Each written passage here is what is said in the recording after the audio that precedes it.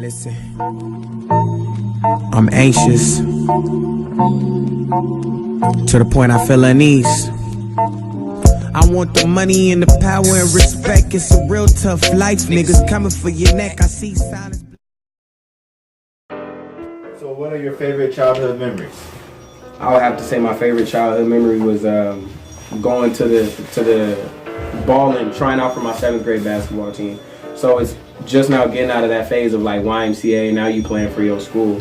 And so I went from a network that I knew everybody and everybody knew I could ball, but I was a little nigga, I was real short, to now a nigga that doesn't know me. So the coach didn't know me, and because of my height, I mean, I balled in practice, I balled when I tried out, but because of my height, he didn't really play me in the game. So I go all through regular season, he didn't put me in not one game, right? I still stay because I love basketball. I'm going to be there for the practices. I'm a hoop still. I'm going to warm up with my team. But anyways, regular season passes by and we didn't make it past that. So now we just playing games that don't mean nothing. So a lot of the stars of the team, they ain't really caring no more. So it comes to another game. A lot of people don't show up. So I'm played damn near the whole game. I dropped 22 points and I made like 2 buzzer beaters in the halftime, and at the end of the game. So coach runs up to me like, bro, I never knew you had that in you like that. And I'm looking at that nigga like, look, that was the last time somebody slept on me. And this is the last time y'all gonna sleep on me in this music too. I'm searching for the real drown. Girl Scouts out when all of that real smoke. What are some of the next steps for you? Next steps for me would be just to really put things together. Record more consistently, build future projects, just really get steps ahead of everybody else. So that's really what I'm trying to do right now, but also figure out a way to bring in income during this phase. So that's what we working into the music, learning how to build income with it so we don't have to work our jobs so we can spend 100% of time. So it's my next steps is that transition.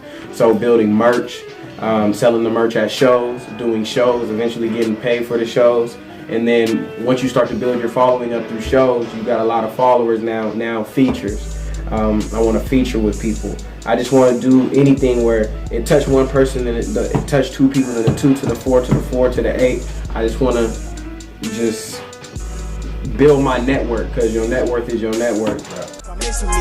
Vacated the Bahamas. Later though, right now I'm grinding. My homies say they cannot find me. Where's Waldo? I ain't hiding. Chilling in plain sight. Trying to make wrongs right. Making songs while I'm. I know that you're an artist and all, and artists faces many struggles. So I want to know, what are some of your struggles that you faced as an artist?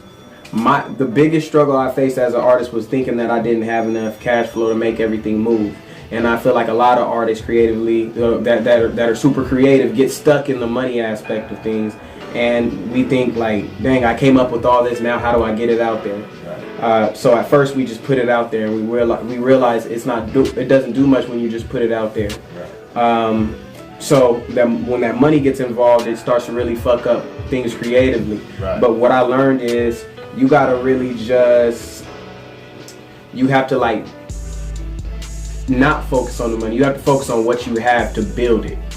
So now we just focusing on what we got. We got a place where we can record interviews. Let's record interviews. We got a camera to shoot a video. Let's shoot a video. Oh, the homie got a garage. Well, I got studio equipment. Let's go record. And so it's that struggle right there. If you get that out of your head and you work with it. Now I'm here. Pretty soon I'll be known as the Rookie of the Year. The Rookie of the Year. I'm searching for the real drown. Struggle. Did it mess up your creativity as an artist? No, it put me in a rut for a second, but after I got out of that rut, I had more creatively, because now I have more struggle to talk about. And I feel like people want to hear the struggle that you went through, so why not put it in my music?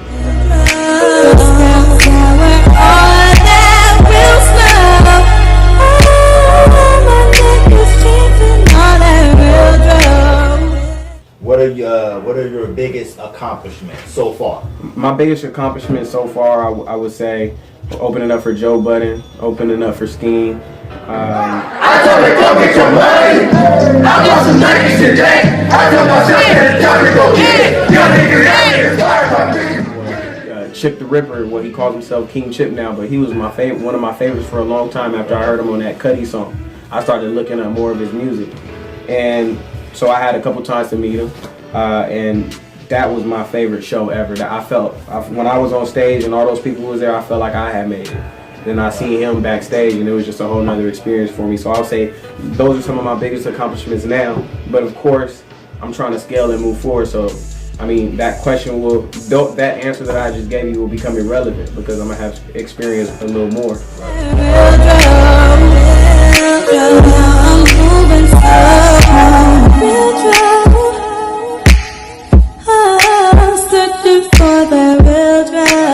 Because I know every artist has a different writing process, so definitely let's hear about some. So my favorite writing process is just phasing through a bunch of beats. So I mean, I'll either do that by myself or I'll be in a session with all my niggas and we're just going through beats. And when I hear something I like when something catches me, it's very easy to write with the hook pop in my head, and I just start creating. I start writing. I pin my hooks first. So if y'all want to know in what order I do things in, I pin my hooks first so I have something to write around. Because I want to stay on that subject of my hook. So I pin my hook, and then I get into my verses. And then once I get into my verses, everything is seamless after that. The hook, the hardest part to come up with, but again, when I'm feeling the beat, it's no problem coming up with that hook. Now, there are some beats where I'm like, man, I got to think on this a little more. I want to do something here. I want to put a little bridge here. So there are songs that definitely I spend a lot more time on. But there are songs that I just kick out. Like sometimes in the studio, I mean, I kid you not, no bullshit.